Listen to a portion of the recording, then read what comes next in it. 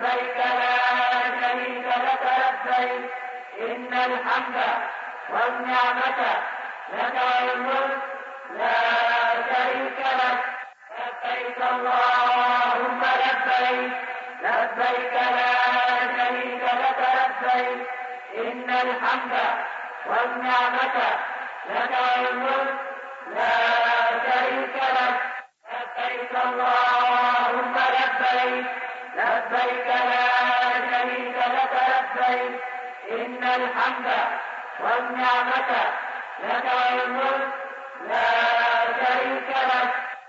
السلام علیکم ورحمۃ اللہ وبرکاتہ.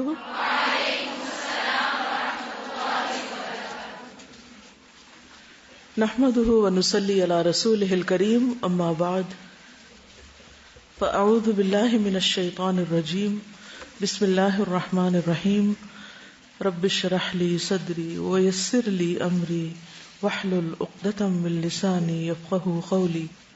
کل ہم نے طواف کے بارے میں پڑھا تھا اور طواف کے بعد ساتھ ہی سعی کی جاتی ہے. یہ بھی حج کا رکن ہے, اس کے بغیر حج نہیں ہوتا. لیکن حج قران والے صرف ایک سعی کرتے ہیں اور وہ یا تو جاتے ہوئے کر سکتے ہیں یا افاضہ کے ساتھ کر سکتے ہیں. قدوم کے بعد بھی کر سکتے ہیں اور افاضہ کے ساتھ بھی. اگر وہ پہلے کر چکے ہیں تو دوبارہ کرنے کی ان کو ضرورت نہیں ہوتی. ٹھیک ہے. لیکن اب بات یہ ہے کہ حج قران ایک طرح سے ممکن نہیں رہا, جو خاص طور پر باہر سے جاتے ہیں لوگ, کیونکہ حج قران میں جہاں سے آپ جا رہے ہو وہاں سے قربانی ساتھ لے جانا ضروری ہوتا ہے. اب مشکل یہ ہے کہ آپ خود جائیں گے یا جہاز پہ قربانی کو ساتھ لے جائیں گے, تو اس لیے پھر باقی کیا رہتا ہے, تمتع ہی رہ جاتا ہے. صحیح کی تفصیل ہم عمرے کے باب میں پڑھ چکے ہیں. حج تمتع کرنے والے طواف زیارہ کے بعد حج کی صحیح کریں گے. ایک عمرے کی صحیح ہوتی ہے اور ایک حج کی. یہ کون سا حج کرنے والے کریں گے؟ تمتع. اور جو حج قران کرتے ہیں وہ کیا کریں گے؟ ایک صحیح کریں گے. اور افراد والے بھی ایک ہی صحیح کریں گے. حج تمتع والے طواف زیارہ کے بعد یا طواف افاضہ کے بعد حج کی صحیح کریں. اکرمہ کہتے ہیں کہ ابن عباس سے حج میں تمتع کے متعلق پوچھا گیا. انہوں نے فرمایا کہ حجۃ الوداع کے موقع پر مہاجرین, انصار, نبی صلی اللہ علیہ وسلم کی ازواج, ہم سب نے احرام باندھا تھا. جب ہم مکہ آئے تو رسول اللہ صلی اللہ علیہ وسلم نے فرمایا اپنے احرام کو حج اور عمرہ دونوں کے لیے کرو, لیکن جو لوگ قربانی کا جانور اپنے ساتھ لائے ہیں وہ احرام نہ کھولیں. پھر 8ویں تاریخ کی شام آپ نے ہمیں حکم دیا کہ ہم حج کا احرام باندھ لیں. پھر جب ہم مناسک حج سے فارغ ہو گئے تو ہم نے آ کر بیت اللہ کا طواف اور صفا مروہ کی صحیح کی. پھر ہمارا حج پورا ہو گیا. واضح؟ تو حج قران والے ایک ہی صحیح کریں گے. نبی صلی اللہ علیہ وسلم نے کون سا حج کیا تھا؟ قران.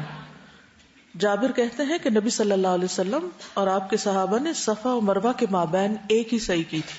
یعنی پہلی بار جو عمرہ کیا تھا اس کے ساتھ ہی کی تھی, دوبارہ واپس آ کے پھر صحیح نہیں کی. ٹھیک ہے. حج پہ چونکہ بہت زیادہ ازدحام ہوتا ہے, رش ہوتا ہے, تو اس لیے بعض اوقات جو مناسک ہیں ان کی ترتیب باقی نہیں رہتی. اس کی نبی صلی اللہ علیہ وسلم نے رخصت دی ہے. عبداللہ بن عمر کہتے ہیں کہ رسول اللہ صلی اللہ علیہ وسلم حجۃ الوداع کے موقع پر اپنی سواری پہ بیٹھے ہوئے تھے اور لوگ آپ سے مسائل معلوم کر رہے تھے. ایک شخص نے کہا مجھے معلوم نہ تھا اور میں نے قربانی کرنے سے پہلے ہی سر مڈا لیا. آپ نے فرمایا اب قربانی کر لو, کوئی حرج نہیں. دوسرا آیا بولا مجھے خیال نہ رہا اور رمی جمار سے پہلے میں نے قربانی کر دی. آپ نے فرمایا اب رمی کر لو, کوئی حرج نہیں. اس دن آپ سے جس چیز کے آگے پیچھے کرنے کے متعلق سوال ہوا آپ نے یہی فرمایا اب کر لو, کوئی حرج نہیں, یعنی حج پورا کر لو. لیکن کسی کو بھی آپ نے دم دینے کے لیے نہیں کہا. تو یہ واضح رہے کہ ان مناسک میں اگر آگے پیچھے ہو جائے کوئی چیز تو دم نہیں ہے. افضل تو یہی ہے, مستحب یہی ہے کہ ترتیب کے ساتھ کیا جائے جس ترتیب کو نبی صلی اللہ علیہ وسلم نے فالو کیا. لیکن اگر ممکن نہ ہو کسی وجہ سے تو کوئی حرج نہیں. اصل چیز یہ ہے کہ مناسک پورے ہونے چاہیے. صحیح کے بعد واپس منا چلے جانا چاہیے. اگر کسی کام سے آپ مکہ میں رکتے بھی ہیں تو رات منا میں گزارنی چاہیے. حضرت عائشہ کہتی ہیں کہ رسول اللہ صلی اللہ علیہ وسلم نے طواف افاضہ کیا, پھر آپ منا لوٹ آئے اور ایام تشریق کی راتیں یہیں ٹھہرے رہے. ایام تشریق کیا ہوتے ہیں؟ ایک ہے عشرہ ذی الحج. جب عشرہ ذی الحج ختم ہوتا ہے تو پھر ایام تشریق شروع ہو جاتے ہیں، اور یہ ہیں 11، 12 اور 13 ذی الحج کے. ان کے بارے میں قرآن مجید میں آتا ہے سورۃ البقرہ آیت 203، وَاذْكُرُوا اللَّهَ فِي أَيَّامٍ مَّعْدُودَاتٍ فَمَن تَعَجَّلَ فِي يَوْمَيْنِ فَلَا إِثْمَ عَلَيْهِ وَمَن تَأَخَّرَ فَلَا إِثْمَ عَلَيْهِ لِمَنِ اتَّقَىٰ وَاتَّقُوا اللَّهَ وَاعْلَمُوا أَنَّكُمْ إِلَيْهِ تُحْشَرُونَ. ان گنتی کے چند دنوں میں اللہ کو خوب یاد کرو. 11، 12، 13 ان میں کیا کرو؟ اللہ کو خوب یاد کرو. پھر اگر کوئی شخص جلدی کر کے 2 دنوں میں واپس ہو گیا، یعنی 12 تاریخ کو یہ واپس چلا گیا حج سے، تو بھی کچھ مذائقہ نہیں. اور اگر 1 دن کی تاخیر کر لے، یعنی 13 تاریخ بھی وہیں گزارے، تو بھی کوئی بات نہیں، بشرطے کہ اللہ سے ڈرنے والا ہو اور اللہ کی نافرمانی سے بچتے رہو، اور جان لو کہ تم اسی کی طرف جمع کیے جاؤ گے. مجھے یاد ہے جب پہلی دفعہ میں نے حج کیا تو اس کے فوراً بعد ہم ٹیکسی میں آ کے بیٹھے، رمی کے بعد، یعنی پہلے دن کی رمی کے بعد ٹیکسی میں بیٹھے تاکہ جا کے طواف کر سکے. تو اس میں ٹیکسی میں جو قرآن مجید کی آیات چل رہی تھیں تو یہی آیت وہ پڑھ رہے تھے قاری صاحب. تو اس آیت کا معنی جو مجھے وہاں سمجھ آیا وہ ویسے کبھی نہیں آیا تھا، خاص طور پر اس کے آخری حصے کا وَاعْلَمُوا أَنَّكُمْ إِلَيْهِ تُحْشَرُونَ. کیونکہ رمی ایک ایسی جگہ ہوتی ہے کہ جس میں بہت زیادہ ہجوم. اب تو خیر انتظامات بہت بہتر ہو گئے ہیں، کافی سال پہلے ایسا نہیں تھا. تو سب سے مشکل سپاٹ جو ہوتا تھا وہ کنکریاں مارنے کا تھا، اور اس میں جتنا ہجوم اور جتنی لوگوں کو جلدی بھی ہوتی ہے تو بالکل ایک حشر کا منظر تھا. اور سر پہ دھوپ بھی، کیونکہ اتنے رش میں آپ چھتری بھی نہیں لے سکتے، اور ٹائم بھی صبح کا ہوتا ہے 10-11 بجے کا، تو کافی مشکل ہو جاتی. تو صحیح معنوں میں مجھے حشر کا میدان یاد آ گیا. بہرحال ایام تشریق کی بھی بہت فضیلت ہے، جیسے عشرہ ذی الحج کی فضیلت ہے ایسے ایام تشریق کی بھی ہے. یہ دن سال کے باقی دنوں سے افضل ہیں. رسول اللہ صلی اللہ علیہ وسلم نے فرمایا، افضل الایام عند اللہ یوم النحر و یوم القر. اللہ کے نزدیک سب سے افضل دن یوم النحر 10 ذی الحجہ اور اس کے بعد یوم القر 11 ذی الحجہ. تو اس طرح آلموسٹ ذی الحج کا نصف مہینہ تقریباً 13 دن بہت ہی فضیلت کے دن، اور خصوصاً یہ 3 دن جو ہیں یہ حج والوں کے لیے بہت اہم ہے، باقی 10 تو سب کے لیے. پھر مسلمانوں کی عید کے دن ہے یہ، ٹھیک ہے. عقبہ بن عامر کہتے ہیں کہ رسول اللہ صلی اللہ علیہ وسلم نے فرمایا، یوم عرفہ 9 تاریخ، یوم نحر 10 ذی الحج یعنی قربانی کا دن، اور ایام تشریق ہم اہل اسلام کے عید کے دن ہیں. یہ کھانے اور پینے کے دن ہیں، ان دنوں میں روزہ نہیں رکھا جاتا. ان دنوں کی افضل ترین عبادت کیا ہے؟ اللہ کا ذکر، خصوصاً تکبیرات پڑھنا. عائشہ رضی اللہ عنہا نے بیان کیا کہ ابو بکر رضی اللہ عنہ ان کے ہاں تشریف لائے تو وہاں انصار کی 2 بچیاں دف بجا کر گا رہی تھیں. یہ حج کے ایام منا کا واقعہ ہے. نبی صلی اللہ علیہ وسلم چہرہ مبارک پر کپڑا ڈالے ہوئے لیٹے ہوئے تھے. ابو بکر رضی اللہ عنہ نے انہیں ڈانٹا کہ تم حضور صلی اللہ علیہ وسلم کے پاس بیٹھ کے یہ دف بجا رہی. تو آپ نے اپنے چہرے سے کپڑا ہٹا کے فرمایا، ابو بکر انہیں چھوڑ دو، یہ عید کے دن ہیں اور یہ منا میں ٹہرنے کے دن تھے. تو اس سے کیا پتہ چلتا ہے کہ حاجیوں کو بھی عید منا لینی چاہیے. بعض لوگ وہاں مناسک حج ادا کرنے میں اتنے مشغول ہوتے ہیں کہ کسی اور چیز کی انہیں فکر نہیں ہوتی. یعنی ویسے تو کوئی کرنے کو کام نہیں ہوتا، لیکن یہ ہے کہ لوگ اس میں خوشی کا اظہار بھی نہیں کرتے. ایک اور حدیث سے پتہ چلتا ہے کہ کھانے پینے اور ذکر کے دن ہیں، جسمانی اور روحانی غذا دونوں طرح سے. کعب بن مالک سے روایت ہے کہ رسول اللہ صلی اللہ علیہ وسلم نے انہیں اور اوس بن حدثان کو تشریق کے دنوں میں یہ اعلان کرنے کے لیے بھیجا کہ جنت میں مومن کے سوا کوئی داخل نہ ہوگا، اور منا کے دن کھانے اور پینے کے دن ہیں. یعنی لوگ ان دنوں میں ریلیکس کریں، کھائیں پیئیں، ذکر کریں، کنکریاں ماریں، اور یہی ان دنوں کے کام ہیں. یوسف بن مسعود کی دادی کہتی ہیں کہ ایک آدمی اپنے اونٹ پر ان کے پاس سے گزرا جو منا کے میدان میں ایام تشریق میں اپنا اونٹ دوڑا رہا ہے اور کہتا جا رہا ہے یہ تو کھانے اور پینے کے دن ہیں. میں نے لوگوں سے اس کے بارے میں پوچھا تو انہوں نے بتایا کہ یہ علی بن ابی طالب ہیں. وہ لوگوں کو اونٹ پر بیٹھ کے سب کو بتا رہے تھے کہ لوگوں یہ کھانے پینے کے دن. ظاہر ہے اس زمانے میں لاؤڈ سپیکر نہیں تھے، اور اتنے بڑے کراؤڈ کو اگر کوئی بھی چیز پہنچانی ہے تو اس کے لیے پھر اسی قسم کے وسائل اختیار کیے جاتے. ان دنوں میں روزہ رکھنے کی ممانعت ہے کیونکہ کھانے پینے کے دن روزہ نہیں رکھنا چاہیے. یونس بن شداد کہتے ہیں کہ رسول اللہ صلی اللہ علیہ وسلم نے ایام تشریق میں روزہ رکھنے سے منع فرمایا. ویسے تو ایام 20 میں 13 تاریخ کو روزہ رکھا جاتا ہے، لیکن ذی الحج میں 13 تاریخ کا روزہ نہیں ہوتا. انس کہتے ہیں رسول اللہ صلی اللہ علیہ وسلم نے سال میں 6 دنوں کے روزے رکھنے سے منع فرمایا ہے. ایام تشریق کے 3 دن، عید الفطر کا دن، عید الاضحیٰ کا دن اور جمعے کے دن کو خاص کر کے روزہ رکھنا. یعنی جمعے کا دن بھی ایک طرح سے مسلمانوں کی عید کا دن ہے، اجتماع کا دن ہے، اکٹھے ہونے کا دن ہے. اگرچہ اس دن میں عبادت بھی ہے، لیکن اسلام میں کوئی بھی عبادت اس طرح نہیں کہ آپ جب عبادت کو لگے تو باقی سب کچھ بھول جائیں. یعنی کتنی حیرت کی بات ہے نا کہ اب مناسک حج ہیں اور وہاں پر کہا جا رہا ہے کہ روزہ نہیں رکھو. عرفہ کے دن آپ نے روزہ نہیں رکھا اور پھر خصوصی طور پر اعلان کروایا جا رہا ہے کہ یہ کھانے پینے کے دن ہے، بچیاں دف بجا رہی ہیں اور عبادت، روحانیت اور جسمانی ضرورتیں ساتھ ساتھ چل رہی. یہ اعتدال قائم کرنا زیادہ مشکل ہے. ہم عام طور پر کیا کرتے ہیں، جب ایک کام کرتے تو اسی کے پیچھے لگ جاتے ہیں، دوسرے بھول جاتے ہیں، یا دوسرا کرنے لگتے تو پہلا بھول جاتے ہیں. لیکن یہاں پر آپ دیکھیے کہ دونوں چیزیں ساتھ ہیں. ابو مرہ کہتے ہیں ایک مرتبہ وہ عبداللہ بن عمر رضی اللہ عنہ کے ساتھ ان کے والد عمرو بن العاص کے ہاں آئے. انہوں نے دونوں کے سامنے کھانا لا کر رکھا اور فرمایا کھائیے. انہوں نے کہا میں روزے سے ہوں.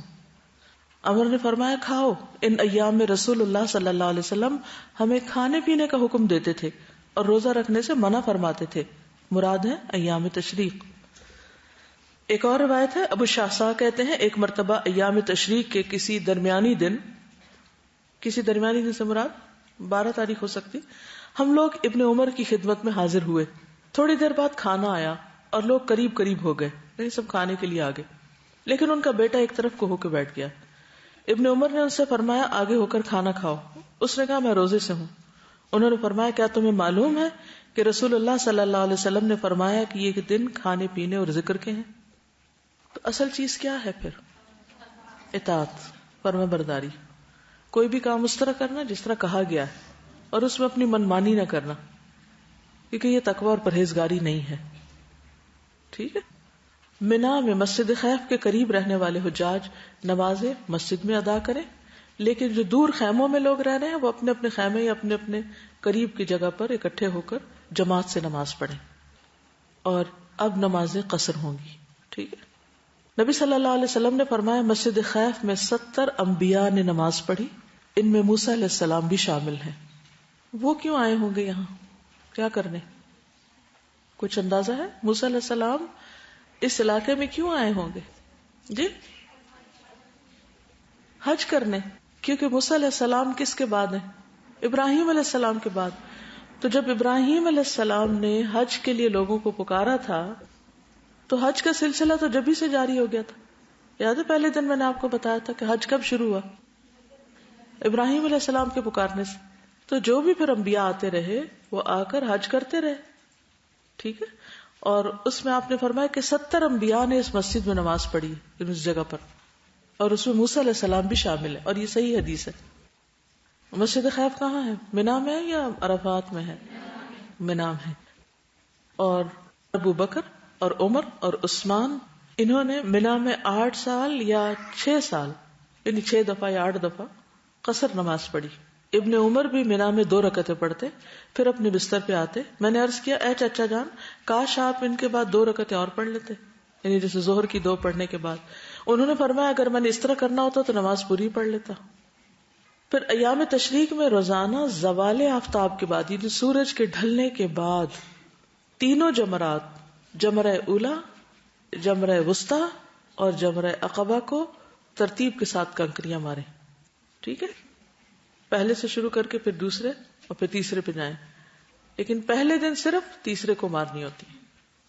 لیکن 2 دن کون سے؟ 11 اور 12. اگر کوئی رکنا چاہے تو 13 کو بھی مار لے. ترتیب میں غلطی ہو جائے تو کیا کریں؟ دم دیں گے؟ کوئی حرج نہیں. ایک رائے یہی ہے کہ کوئی حرج نہیں، اور ایک رائے یہ ہے کہ دم دے. دم دینے سے مراد خون بہانا ہے. ٹھیک. دم اصل میں سانس کو بھی کہتے ہیں نا، ٹھیک ہے، اور دم خون کو بھی کہتے ہیں. تو دم دینا اور دم کرنا بھی ہوتا ہے، اس سے پھونک ماری جاتی ہے. ٹھیک، تو عربی میں دم خون کو کہتے ہیں، یعنی خون بہانا، یعنی ایک جانور کی قربانی کرنا. ہر جمرہ کو 7 کنکریاں الگ الگ مارے اور ہر کنکری مارتے وقت اللہ اکبر کہیں. جمرہ اولا اور جمرہ وسطیٰ کو کنکریاں مارنے کے بعد ذرا ہٹ کر قبلہ رخ ہو کر دعا کرے، لیکن جمرہ عقبہ کے نزدیک دعا نہ کرے. وہ کیوں؟ کیونکہ نبی صلی اللہ علیہ وسلم نے ایسا نہیں کیا. حضرت عائشہ بیان کرتی ہیں کہ نبی صلی اللہ علیہ وسلم ایام تشریق کی راتیں منا میں ٹھہرے، سورج ڈھلنے کے بعد جمرات کو کنکریاں مارتے، ہر جمرے کو 7 کنکریاں مارتے اور ہر کنکری کے ساتھ اللہ اکبر کہتے. پہلے اور دوسرے جمرے کے پاس کافی لمبی دیر رکتے اور اپنی عاجزی اور تضرع کا اظہار کرتے، دعائیں کرتے. پھر تیسرے جمرے کو کنکریاں مارتے مگر اس کے پاس نہیں رکتے تھے. سالم بیان کرتے ہیں کہ عبداللہ بن عمر پہلے جمرے کی رمی 7 کنکریوں کے ساتھ کرتے اور ہر کنکری پر اللہ اکبر کہتے. یعنی پہلے تو نبی صلی اللہ علیہ وسلم کا عمل ہے، اس کے بعد صحابی کا عمل بتایا جا رہا ہے. پھر آگے بڑھتے اور ایک نرم ہموار زمین پر پہنچ کر قبلہ رخ کھڑے ہو جاتے. جمرے کے پاس کنکری مارنے کا مطلب نہیں کہ اس کے پاس مار کے وہیں کھڑے رہے اور ہلے نہیں. مارنے کے بعد ذرا سے ایک طرف کو ہٹ کے وہاں دعا کریں تاکہ دوسرے لوگ بھی مار سکیں. وہاں پہنچ کر قبلہ رخ کھڑے ہو جاتے اور اسی طرح دیر تک کھڑے ہو کر دونوں ہاتھ اٹھا کر دعا کرتے. بعض لوگوں کو اس پر اعتراض ہوتا ہے نا کہ دعا میں ہاتھ نہیں اٹھانے چاہیے، تو یہاں بھی آپ دیکھیں اس موقع پر بھی ہاتھ اٹھائے جا رہے ہیں. پھر جمرہ وسطیٰ کی رمی کرتے، پھر بائیں طرف بڑھتے اور ایک ہموار زمین پر کھڑے ہو کر قبلہ رخ ہو کر دعا کرتے. ٹھیک، اب آپ دیکھیے کہ جمرے سے ہٹ کے کھڑے ہو رہے ہیں، یہاں بھی دیر تک کھڑے کھڑے دونوں ہاتھ اٹھا کر دعائیں کرتے. اس کے بعد جمرہ عقبہ کی رمی کرتے، اس کے بعد کھڑے نہیں ہوتے اور آپ واپس چلے جاتے اور فرماتے کہ میں نے نبی صلی اللہ علیہ وسلم کو ایسے ہی کرتے دیکھا ہے، تو جو انہوں نے کیا وہی میں کر رہا ہوں. ایام تشریق میں چونکہ اللہ کا ذکر بھی کرنا ہوتا ہے تو جمرات کو کنکریاں مارنے کے علاوہ بھی تکبیرات پڑھتے رہنا چاہیے. تلبیہ نہیں پڑھیں گے اس میں؟ کیوں؟ تلبیہ کب تک پڑھنا تھا؟ 10 تاریخ کو منا کی جمرہ عقبہ کی کنکریاں مارنے تک. اب تلبیہ ختم ہے، اب صرف اور صرف تکبیرات ہیں. اللہ اکبر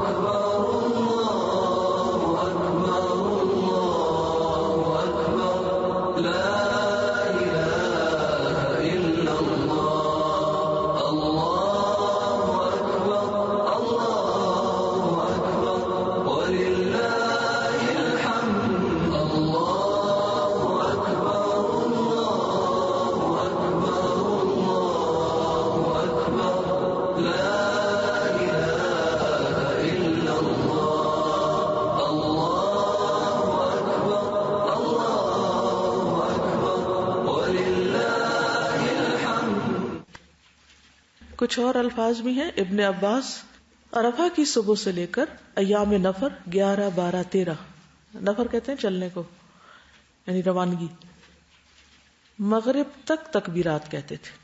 13 تاریخ کی مغرب تک، مغرب کے بعد نہیں پڑھتے تھے. ٹھیک ہے. اللہ اکبر اللہ اکبر اللہ اکبر وللہ الحمد، اللہ اکبر و اجل، اللہ اکبر علی ما ہدانا، وہ یہ الفاظ پڑھتے تھے.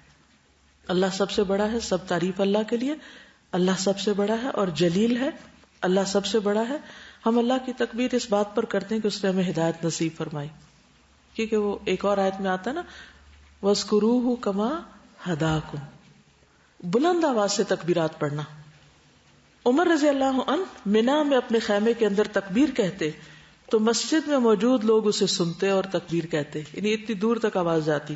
اور بازار والے تکبیر کہتے، یہاں تک کہ سارا منا تکبیر سے گونج اٹھتا. اب ہارڈلی آپ کو یہ آواز سنائی دے گی، لوگ اپنی اپنی باتوں میں اور کام میں مصروف ہوتے ہیں، شاید ان کو احساس بھی نہیں ہوتا کہ یہ تکبیر پڑھنی چاہیے. تو اکٹھے پڑھنے کی اور ہی بات ہے. ابن عمر منا کے دنوں میں نمازوں کے بعد بستر پر، خیمے میں، راستے میں اور دن کے تمام ہی حصوں میں تکبیر کہتے. ٹھیک، کہیں بھی بستر میں یعنی لیٹ کے، خیمے میں یعنی اپنے چھوٹے سے وہ جو رہنے کی جگہ تھی وہاں، اور راستے میں گزرتے وقت، ہر جگہ۔ اس کو نمازوں کے ساتھ مخصوص کرنا درست نہیں، ٹھیک ہے۔ کسی نے سوال کیا تھا کہ کیا فرض نمازوں کے بعد تکبیر پڑھنا ضروری ہے؟ تو بات یہ ہے کہ فرض نمازوں کے ساتھ تکبیر پڑھنے کی کوئی شرط نہیں ہے، اس کی ضرورت نہیں ہے، ٹھیک۔ صحابہ کرام کے دور میں ایسا نہیں کیا گیا، اس لیے اگر کوئی شخص صرف نمازوں کے بعد مسجد کے اندر بلند آواز سے پڑھ کے جائے گا اور اس کو سنت سمجھے گا تو یہ سنت نہیں، بدعت ہوگی۔ یعنی صحابہ کرام نے ایسا نہیں کیا، بازاروں میں پڑھی ہے، گھروں میں پڑھی ہے، لیکن فرض نماز کے بعد مسجد میں نہیں پڑھی، کیونکہ نبی صلی اللہ علیہ وسلم نے ایسا نہیں کیا۔ فرض نماز کے بعد کیا پڑھنا چاہیے؟ ذکر اذکار جو نماز کے بعد پڑھے جاتے ہیں، ٹھیک ہے، واضح، کوئی ابہام تو نہیں۔ میمونہ رضی اللہ عنہا یوم النحر 10 ذی الحجہ میں تکبیر کہتی تھی، اور عورتیں ابان بن عثمان اور عمر بن عبدالعزیز کے پیچھے مسجد میں مردوں کے ساتھ تکبیر کہا کرتی تھی۔ یعنی یہاں اس روایت سے یہ پتہ چلتا ہے کہ نمازوں کے بعد نہیں اور نہ فرض نمازوں کے بعد ہے، لیکن ویسے مسجد میں اگر بیٹھے ہوئے حلقے میں یا جا کر انتظار کر رہے ہیں، جیسے آپ نے دیکھا ہوگا کہ عید کے دن لوگ جب جہاں بھی عیدگاہ میں خطبہ پڑھنے کے لیے جمع ہوتے ہیں تو پھر کیا کرتے ہیں؟ تکبیرات پڑھتے رہتے ہیں۔ تو اس میں مرد حضرات تو عموماً پڑھتے ہیں اور عورتیں کیا کرتی رہتی ہیں؟ باتیں۔ تو اب آپ لوگوں نے کیا کرنا ہے؟ جب آپ کسی بھی مسجد میں کسی بھی عیدگاہ میں جائیں گے، تکبیرات جب پڑھی جا رہی ہوں مردوں کی طرف، تو آپ بھی خواتین میں اونچی آواز سے پڑھنا شروع کر دیں۔ کسی کو کہنے کی ضرورت نہیں، جب آپ کرنے لگیں گے تو دوسرے لوگ آپ کو دیکھ کے کر لیں گے، یا ہو سکتا ہے آپ کو بھی روک دیں۔ مجھے سمجھ نہیں آتی کہ بعض اوقات آپ لوگ گزر رہے ہوتے ہیں، 4-4 5-5 کا گروپ گزر رہا ہوتا ہے، کیوں نہیں پڑھتے؟ بیچ بیچ میں پڑھتے جایا کریں، آپ کو سن کے اور لوگوں کو بھی یاد آ جائے گا پڑھنا، میرے جیسوں کو۔ بالکل، وہ بھی پڑھنی چاہیے، اللہ اکبر کبیرہ والحمد للہ کثیرہ وسبحان اللہ بکرۃ واصیلا وصلی اللہ علی محمد، یہ بھی آخر میں پڑھ لیں۔ منا میں قیام کے دوران کھانا پینا، تکبیرات، کنکریاں مارنا، نمازیں پڑھنا، میل ملاقات، ان سب کے علاوہ اگر ممکن ہو تو مکہ جا کر بیت اللہ کا نفلی طواف بھی کر لیں، اس کی اجازت ہے۔ ابن عباس سے روایت ہے کہ نبی صلی اللہ علیہ وسلم منا کے دنوں میں کعبہ کا طواف کرنے جایا کرتے تھے۔ ابن عباس سے روایت ہے کہ کان یزور البیت کل لیلۃ من لیالی منا، رسول اللہ صلی اللہ علیہ وسلم منا کی راتوں میں سے ہر رات کعبہ کا طواف کرنے کے لیے جایا کرتے تھے، لیکن واپس پھر منا پہنچ جاتے، ٹھیک ہے، کیونکہ یہ تینوں راتیں منا میں ہی گزارنی چاہیے۔ عبداللہ بن عمر بیان کرتے کہ سیدنا عباس نے رسول اللہ صلی اللہ علیہ وسلم سے اجازت طلب کی کہ لوگوں کو پانی پلانے کی غرض سے منا کی راتیں مکہ میں گزار لیں، تو آپ نے ان کو اجازت دی تھی، ٹھیک ہے۔ کن کو اجازت دی تھی؟ حضرت عباس کو۔ وجہ کیا تھی؟ پانی پلانے کی، یعنی اگر کوئی ڈیوٹی پر ہو تو اس کی بات اور ہے۔ ایام تشریق میں منا میں خطبہ دینا، ابن ابی نجیح اپنے والد سے بیان کرتے ہیں کہ بنو بکر کے 2 آدمی نے بیان کیا کہ ہم نے رسول اللہ صلی اللہ علیہ وسلم کو ایام تشریق کے درمیانی دن میں خطبہ دیتے ہوئے دیکھا، ہم آپ کی سواری کے قریب ہی تھے، اور یہ رسول اللہ صلی اللہ علیہ وسلم کا وہ خطبہ تھا جو آپ نے منا میں ارشاد فرمایا۔ وہ خطبہ کیا تھا؟ لوگو، تمہارا رب ایک ہے اور تمہارا باپ بھی ایک ہے، یاد رکھو کسی عربی کو کسی اجمی پر، کسی اجمی کو کسی عربی پر، کسی سرخ کو سیاہ پر اور کسی سیاہ کو سرخ پر سوائے تقوی کے کسی اور وجہ سے فضیلت حاصل نہیں۔ کیا میں نے پیغام الہی پہنچا دیا؟ لوگوں نے کہا پہنچا دیا۔ پھر فرمایا آج کون سا دن ہے؟ لوگوں نے کہا حرمت والا دن۔ فرمایا مہینہ کون سا ہے؟ کہا حرمت والا۔ فرمایا شہر کون سا ہے؟ کہا حرمت والا۔ پھر اللہ نے تمہارے درمیان تمہارے خون اور مال کو اسی طرح حرمت والا بنا دیا جیسے اس مہینے اور اس شہر میں آج کے دن کی حرمت ہے۔ کیا میں نے پیغام الہی پہنچا دیا؟ لوگوں نے کہا پہنچا دیا۔ آپ نے فرمایا حاضرین کو چاہیے غائبین تک یہ پیغام پہنچا دیں، یعنی جو میں نے کہا ہے اسے آگے پہنچا دیں۔ اگر کوئی شخص 12 تاریخ کو منا سے روانہ ہونا چاہتا ہے تو اس دن رمی کے فوراً بعد غروب آفتاب سے پہلے نکل جانا چاہیے اس کو۔ اگر منا میں سورج غروب ہو گیا تو پھر اس کو وہ رات بھی منا میں ہی ٹھہرنا ہوگا، واضح؟ سمجھ آ گئی؟ کنکریاں کب ماری جاتی ہیں؟ سورج ڈھلنے کے بعد. اب اگر کنکریاں مارنے کے بعد نکلنا ہے تو نکل جائیے، اور اگر نہیں نکلے یا ٹریفک بلاک ہے یا کچھ اور مغرب ہو گئی تو پھر ادھر ہی رکیے. پھر تیسرے دن کی رمی کے بعد نکلنا ہوگا. اب رمی بھی کر لی، تیسرا دن بھی ہو گیا، واپس مکہ آ گئے. اب کیا کرنا ہوگا؟ طواف وداع. اگر آپ جا رہے ہیں اور اگر آپ کچھ دن اور وہاں رک رہے ہیں تو آپ دن میں نفلی طواف کرتے رہیں، کیونکہ اس کا بہت اجر ہے. اور جب آپ جانے کے لیے تیار ہوں تو پھر آپ طواف وداع کریں. حج مکمل کرنے کے بعد مکہ مکرمہ سے رخصت ہونے سے قبل الوداعی طواف کریں. طواف وداع حج کے واجبات میں سے ہے. کیا ہے؟ حج کے واجبات میں سے. ابن عباس کہتے ہیں کہ لوگ حج کے بعد ہر جانب سے واپس چلے جاتے تھے تو رسول اللہ صلی اللہ علیہ وسلم نے فرمایا کوئی شخص ہرگز نہ جائے حتیٰ کہ اس کا آخری عمل بیت اللہ کا طواف ہو. لیکن ایک شخص کو اجازت ہے، وہ وداع کے بغیر بھی نکل سکتا ہے، حائضہ عورت. حضرت عائشہ نے بیان کیا کہ مکہ سے روانگی کی رات صفیہ رضی اللہ عنہا حائضہ تھی. انہوں نے کہا کہ ایسا معلوم ہوتا کہ میں ان لوگوں کو روکنے کا سبب بن جاؤں گی. تو نبی صلی اللہ علیہ وسلم نے فرمایا کیا اس نے قربانی کے دن طواف زیارہ کیا تھا؟ یعنی 10 تاریخ کو. بتایا گیا جی ہاں کر لیا تھا. تو آپ نے ان سے فرمایا کہ پھر چلو، یعنی پھر طواف وداع کے لیے رکنے کی ضرورت نہیں ہے. اس سے بہت سہولت ہو گئی، ورنہ تو حج فلائٹیں اپنے سارے اسکیڈول الٹ دیں، کیونکہ آدھی عورتیں تو پھر جانے سے رہیں. اب حج تو مکمل ہو گیا، اب آپ چاہیں تو مدینہ چلتے ہیں. جانا ہے مدینہ؟ ضروری ہے. وہ کیوں؟ محبت ہے وہاں سے. کس قسم کی محبت؟ الفاظ کی محبت یا شعوری محبت؟ چلے میں بھی ٹیسٹ کرتی ہوں آپ کی شعوری محبت کو. میرا سوال یہ ہے کہ کیا سفر مدینہ حج کا حصہ ہے؟ کیا حج مدینہ جانے کا نام ہے؟ کیونکہ بہت سے لوگ حج پہ جاتے وقت یہ کہتے ہوئے سنائی دیتے ہیں مدینے والے نے بلایا ہے. سنا یہ جملہ؟ یہ جملہ انتہائی غلط ہے. نبی صلی اللہ علیہ وسلم نے کسی کو نہیں بلایا ہوتا، کیونکہ حج مدینہ جانے کا نام نہیں ہے. حج اس پکار کا جواب ہے جو ابراہیم علیہ السلام نے اذن فی الناس بالحج کہہ کے پکارا تھا لوگوں کو کہ لوگوں حج کے لیے آؤ. تو جس روح نے لبیک کہہ دی وہ سب پہنچ جاتے ہیں اور حج مکہ میں ہی مکمل ہو جاتا ہے. لیکن چونکہ انسان بار بار وہاں نہیں جا سکتا سعودی عرب، تو لوگ عموماً اسی سفر میں یعنی حج کے سفر میں ہی مدینہ بھی جاتے ہیں، کیونکہ نبی صلی اللہ علیہ وسلم نے مدینہ کی جو مسجد ہے مسجد نبوی، اس کی زیارت کے لیے سفر اختیار کرنے کو مشروع قرار دیا ہے. آپ نے فرمایا 3 مسجدوں کے علاوہ کسی مسجد کی طرف سفر نہ کیا جائے، یعنی بطور خاص اس کی زیارت یا اس میں اجر کی نیت سے نماز پڑھنے کے لیے نہ جائیں. ہاں اگر آپ سیر کی نیت سے مسجد فیصل جانا چاہتے ہیں، ٹرپ لے کے جاتے ہیں تو اس کی اجازت ہے، لیکن عبادت کی نیت سے صرف 3 مسجدیں، مسجد الحرام، مسجد نبوی اور مسجد اقصی. مدینہ دار الہجرت ہے، اس کو دار الہجرت بھی کہا جاتا ہے. نبی صلی اللہ علیہ وسلم کی ہجرت سے پہلے اس شہر کا نام کیا تھا؟ یثرب. آپ نے اس کا نام مدینہ یا طابہ رکھا. اس کو دار الہجرہ بھی کہا جاتا ہے کہ ہجرت کا گھر. قرآن مجید میں آتا ہے سورۃ الحشر آیت 9 والذین تبوؤا الدار والایمان من قبلہم یحبون من ہاجر الیہم ولا یجدون فی صدورہم حاجۃ مما اوتوا ویؤثرون علی انفسہم ولو کان بہم خصاصہ ومن یوق شح نفسہ فاولئک ہم المفلحون. یہ مدینہ والوں کی صفات بیان کی گئی ہیں، اس میں انصار کی صفات ہیں.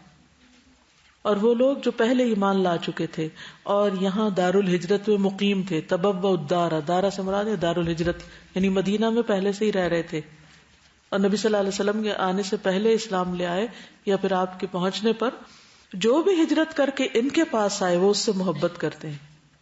یعنی مدینہ ایک ایسا شہر ہے کہ جہاں کے رہنے والے دوسروں کو، باہر سے آنے والوں کو ویلکم کرتے ہیں. اور وہ اپنے سینوں میں اس چیز کی کوئی خواہش نہیں پاتے جو ان مہاجرین کو دی جائے، اور ان مہاجرین کو اپنی ذات پر ترجیح دیتے ہیں، خواہ انہیں سخت حاجت ہو، خود ضرورت مند بھی ہو تو بھی وہ آنے والوں کو پریفر کرتے ہیں. اور جو شخص اپنے نفس کی حرص سے بچا لیا گیا تو ایسے ہی لوگ کامیاب ہیں. رسول اللہ صلی اللہ علیہ وسلم نے فرمایا، مجھے ایسے شہر میں ہجرت کا حکم دیا گیا ہے جو دوسرے شہروں کو کھا لے گا، یعنی سب کا سردار بن جائے گا. منافقین اسے یثرب کہتے ہیں لیکن اس کا نام مدینہ ہے. وہ برے لوگوں کو اس طرح باہر کر دیتا ہے جس طرح بھٹی لوہے کے میل کو باہر نکال دیتی. یعنی برے لوگوں کا وہاں دل نہیں لگتا، وہ وہاں نہیں رہ سکتے، ان کو وہاں رہنے کا کوئی شوق نہیں. مدینہ حرم نبوی اور نزول وحی کا مقام ہے. نبی صلی اللہ علیہ وسلم نے فرمایا، ان ابراہیم حرم مکہ وانی احرم ما بین لابتیہا یرید المدینہ. بے شک ابراہیم علیہ السلام نے مکہ کو حرم بنایا، میں اس شہر کے 2 پتھریلے اطراف کے درمیان کے علاقے یعنی مدینہ کو حرم قرار دیتا ہوں. تو جس طرح مکہ حرم ہے اسی طرح مدینہ بھی حرم ہے، اس کی حدود متعین ہے. نبی صلی اللہ علیہ وسلم مدینہ سے محبت کرتے تھے، تو ہمیں بھی کیا کرنا چاہیے؟ محبت رکھنی چاہیے. آپ جب سفر سے واپس ہوتے اور مدینہ کی دیواروں کو دیکھتے تو اپنی سواری کو تیز چلاتے، اگر کسی دوسرے جانور پر ہوتے تو اسے مدینہ کی محبت کے سبب ایڑ لگاتے، یعنی قریب آ کر شوق بڑھ جاتا. ابو حمید کہتے ہیں کہ ہم نبی صلی اللہ علیہ وسلم کے ساتھ غزوہ تبوک سے واپس آ رہے تھے. جب آپ مدینہ کے قریب پہنچے تو مدینہ کی طرف اشارہ کر کے فرمایا کہ یہ طابہ ہے، یہ احد پہاڑ ہے، یہ ہم سے محبت رکھتا ہے اور ہم اس سے محبت رکھتے ہیں. اس سے کیا پتہ چلتا ہے؟ پہاڑ بھی محبت کرتے ہیں انسانوں سے، جگہ بھی محبت کرتی ہیں، اور کچھ لوگوں کی وہاں سے غیر حاضری پر یا ان کے فوت ہونے پر وہ زمین بھی روتی ہے جہاں وہ عبادت کرتے ہیں، اور آس پاس کا ماحول بھی ان کی جدائی کو محسوس کرتا ہے. سوچئے میرے اور آپ کے لیے کون سی زمین اور کون سا آسمان اور کون سا پہاڑ رو سکتا ہے؟ زمین و آسمان کی ہر چیز اللہ کی وفادار ہے، اللہ کی اطاعت گزار ہے. تو جن جگہوں پر اللہ تعالی کی عبادت کی جاتی اور اللہ کی فرما برداری کے کام کیے جاتے ہیں اور مستقل طور پہ کیے جاتے ہیں، تو جب وہ شخص وہاں سے چلا جاتا ہے تو وہ جگہ اس شخص کے لیے اداس ہوتی ہیں اور اس کے حق میں قیامت کے دن گواہی دیں گی. اسی طرح جب کوئی شخص کسی جگہ پر برا کام کرتا ہے اور کرتا رہتا ہے تو جب وہ بندہ مر جاتا ہے تو وہ جگہ شکر کرتی. یہ ظالم لوگ یہاں سے رخصت ہوئے. کینیڈا میں میں نے 2-3 دفعہ گھر تبدیل کیا اور جس بھی گھر میں ہوتی تھی تو وہاں پر خوب قرآن پاک کی تلاوت ہوتی رہتی تھی، کیسٹ بھی لگتی تھی، ویسے بھی پڑھا جاتا تھا. تو جب میں وہ جگہ چھوڑتی تو میں کہتی کہ اے دیواروں گواہ رہنا، تمہیں اللہ کا کلام خوب سنوایا گیا. اور اگر پھر کبھی مجھے گزرنے کا اتفاق ہوتا تو میں دیکھتی وہاں نان مسلمز رہ رہے ہیں تو میرے دل کو کچھ ہو جاتا تھا کہ اب یہ دیواریں شاید قرآن پاک کی تلاوت کو مس کرتی ہوں کہ یہاں پر قرآن پڑھا جاتا تھا اور اب یہاں میوزک بجتا ہے.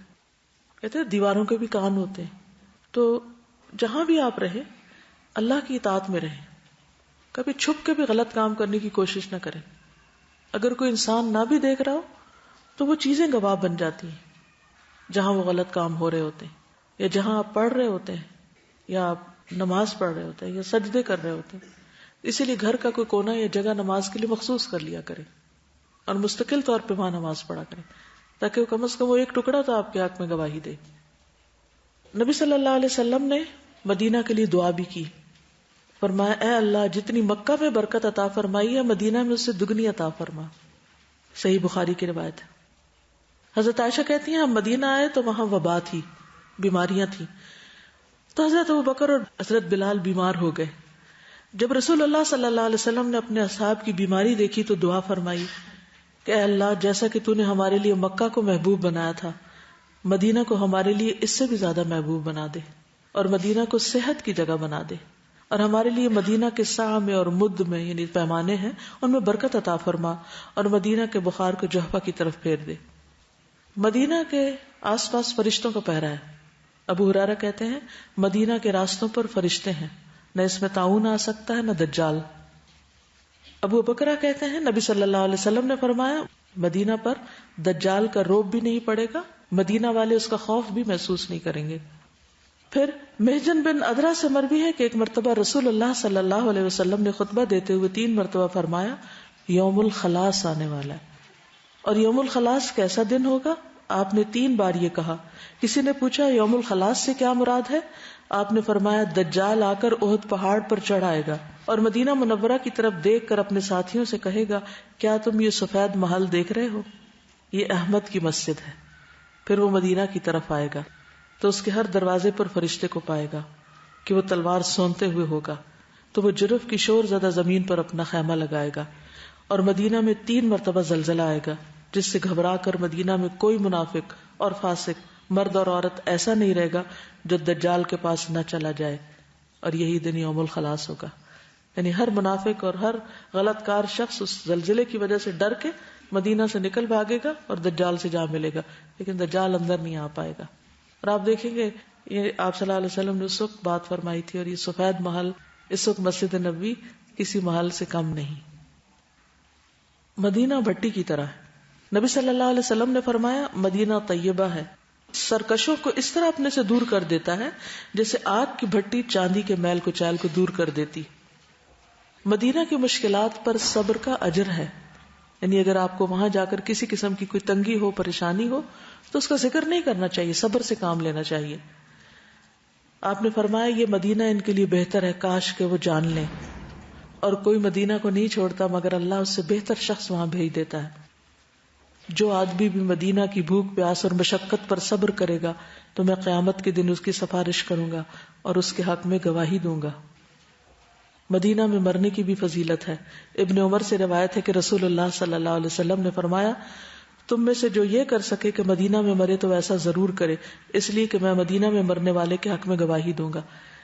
کسی نے اپنے سسر کا ذکر کیا کہ وہ مدینہ میں رہتے تھے، ساری زندگی انہوں نے تقریباً وہاں گزاری، پھر بڑی عمر میں وہ وہاں سے نکلتے نہیں تھے اس ڈر سے کہ کہیں میں نکلوں گا تو میں کہیں فوت ہی نہ ہو جاؤں باہر، تو مدینہ میں ہی مرنا چاہتا ہوں۔ ہر شخص کی اپنی اپنی پرائرٹیز ہوتی ہیں۔ مدینہ عیر سے لے کر سور تک حرم ہے، لہٰذا جو کوئی اس میں نیا کام کرے گا، یعنی بدعت نکالے گا یا نئے کام نکالنے والے کو جگہ دے گا، اس پر اللہ، فرشتوں اور سب انسانوں کی لعنت، اس سے قیامت کے دن نفل اور فرض قبول نہ کیے جائیں گے۔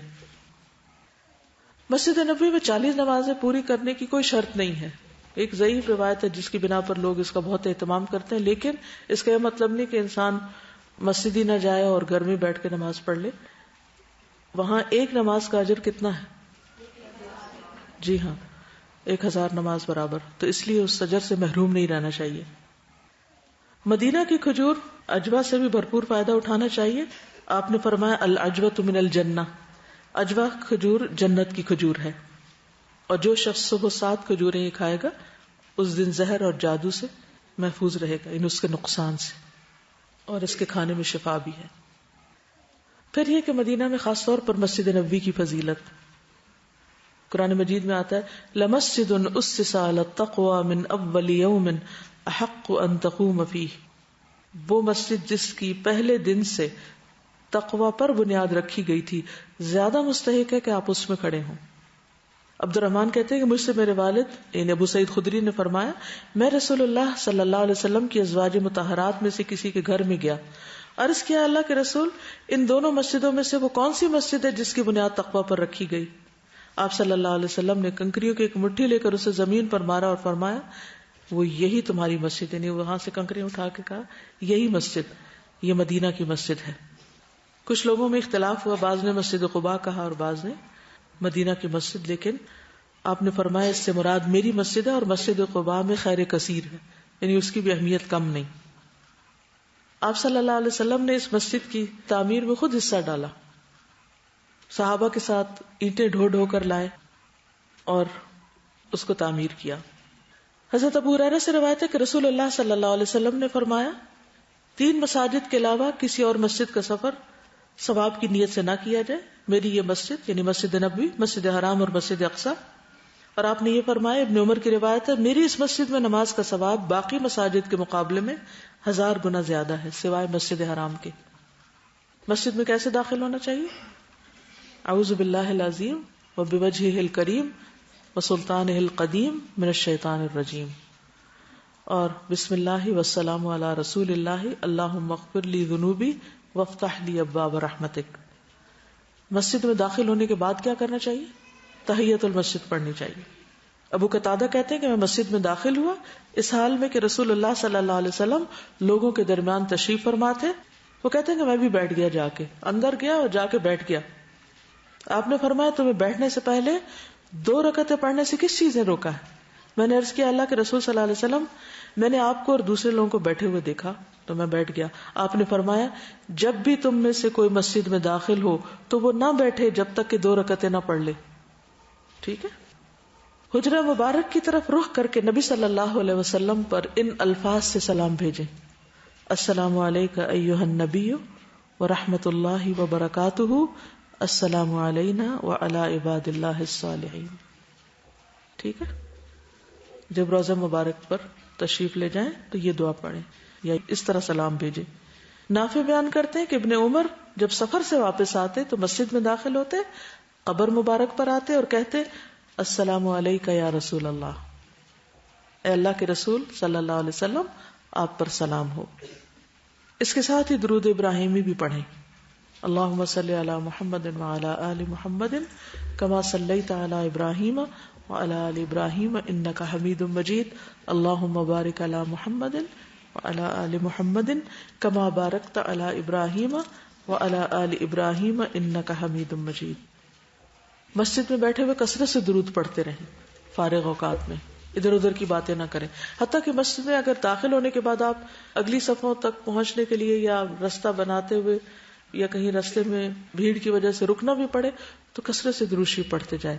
اللہم صلی علی محمد النبی الامی وعلی آل محمد، کیونکہ اس سے دل کی کیفیت ہی بدل جاتی اور ایک اور ہی احساس ہوتا ہے کہ ہم جس ہستی پہ درود بھیج رہے ہیں ہم اس سے کتنے قریب ہیں اس وقت.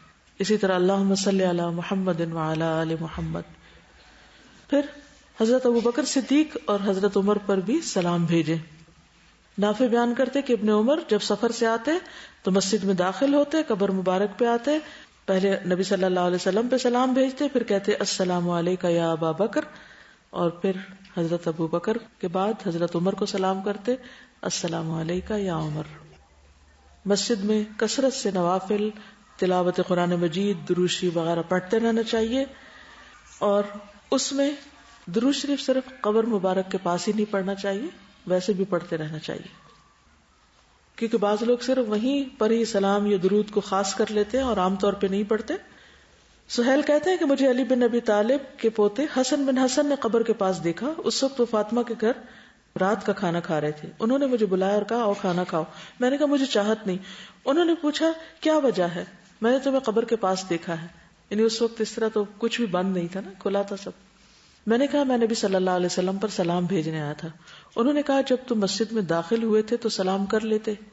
پھر کہا کہ رسول اللہ صلی اللہ علیہ وسلم نے فرمایا میری قبر کو عیدگاہ نہ بناؤ اور نہ ہی اپنے گھروں کو قبرستان بناؤ، مجھ پر درود بھیجو، تم جہاں کہیں بھی ہو تمہارا درود مجھ تک پہنچ جاتا ہے. اللہ یہود پر لعنت بھیجے جنہوں نے اپنے انبیاء کی قبروں کو مسجد بنا لیا. پھر کہا تم اور اندلس میں موجود شخص نبی صلی اللہ علیہ وسلم پر درود بھیجنے کے معاملے میں برابر ہو.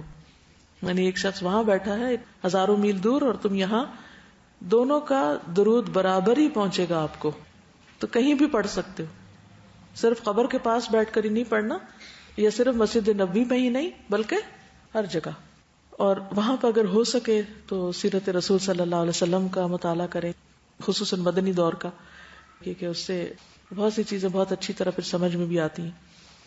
لیکن روضۃ الجنہ جو ہے یا ریاض الجنہ، اس تک پہنچنے کے لیے دھکم پیل اور لوگوں کو اذیت نہ دیں یا نماز پڑھنے والوں کے آگے سے نہ گزریں. اگر نفل کا موقع مل جائے تو بہت اچھا، اور اگر نہ بھی نفل پڑھ سکے کیونکہ جگہ ہی نہیں ہے تو بھی وہاں تھوڑی دیر رک کر واپس آ جائیں. نبی صلی اللہ علیہ وسلم نے فرمایا میرے حجرے اور ممبر کے درمیان والی جگہ جنت کے باغوں میں سے ایک باغ ہے اور میرا ممبر میرے حوض پر واقع ہے. اور امام بخاری نے اسی جگہ پر صحیح بخاری لکھی تھی. مدینہ منورہ میں کچھ اور مقامات بھی ہیں، مثلا مسجد قباء. مسجد قباء جو ہے اس کی زیارت بھی ضروری ہے. نبی صلی اللہ علیہ وسلم ہر ہفتے کو مسجد قباء آتے، کبھی پیدل کبھی سواری پر. عبداللہ بن عمر بھی ایسا ہی کرتے. عامر بن سعد اور عائشہ بنت سعد سے مروی ہے، ان دونوں نے اپنے والد سعد بن ابی وقاص کو کہتے ہوئے سنا کہ مجھے بیت المقدس میں نماز پڑھنے سے زیادہ پسندیدہ یہ ہے کہ میں مسجد قباء میں نماز پڑھوں. مسجد قباء جاتے ہوئے باوضو ہو کر گھر سے نکلنا. رسول اللہ صلی اللہ علیہ وسلم نے فرمایا جو اپنے گھر سے خوب اچھی طرح وضو کرے پھر مسجد آ کر نماز پڑھے اس کو عمرہ کے برابر اجر ملے گا. کس مسجد میں جا کر؟ مسجد قباء میں جا کر نماز پڑھے. اس کے علاوہ بقیع غرقد ممکن ہو تو جنت البقیع میں مدفون لوگوں کی مغفرت کی دعا کے لیے جائیں. رسول اللہ صلی اللہ علیہ وسلم مدینہ طیبہ کے قبرستان بقیع غرقد جس کو جنت البقیع کہتے ہیں اور شہدائے احد کی قبروں کی زیارت کے لیے جایا کرتے تھے اور ان کے لیے دعا بھی کرتے تھے. السلام علیکم دار قوم مؤمنین واتاکم ما توعدون غدا مؤجلون وان شاء اللہ بکم لاحقون اللہم اغفر لأہل بقیع الغرقد. اے مومنو تمہارے اوپر سلام ہو، تمہارے پاس وہ چیز آ چکی ہے جس کا تم سے وعدہ کیا جاتا تھا کہ مستقبل میں وہ تم کو ملے گی، یعنی موت کے بعد تم اس موقع پر یا اس وعدے کو پہنچ چکے ہو. اگر اللہ نے چاہا تو ہم تم سے ملنے والے ہیں. اے اللہ بقیع غرقد والوں کی مغفرت فرما. پھر جبل احد، احد کا پہاڑ، نبی صلی اللہ علیہ وسلم نے فرمایا تھا کہ احد ہم سے محبت کرتا ہے اور ہم اس سے محبت کرتے ہیں. یہ وہی پہاڑ ہے جس پر ایک مرتبہ نبی صلی اللہ علیہ وسلم، حضرت ابو بکر، حضرت عمر اور عثمان جب اس پہ چڑھے تھے تو احد کانپ اٹھا تھا. آپ نے فرمایا احد سکون کر، اس وقت تجھ پر ایک نبی، ایک صدیق اور 2 شہید کھڑے. صدیق ابو بکر اور 2 شہید حضرت عمر اور عثمان. کچھ چیزوں سے پرہیز بھی کرنا چاہیے جن میں خاص طور پر روضہ مبارک کے ساتھ لگی ہوئی جالیاں جو ہیں ان کو چھونا اور چومنا اور اسے چمٹنا یا اپنی آوازیں بلند کرنا یا اس کے اندر خط پھینکنا.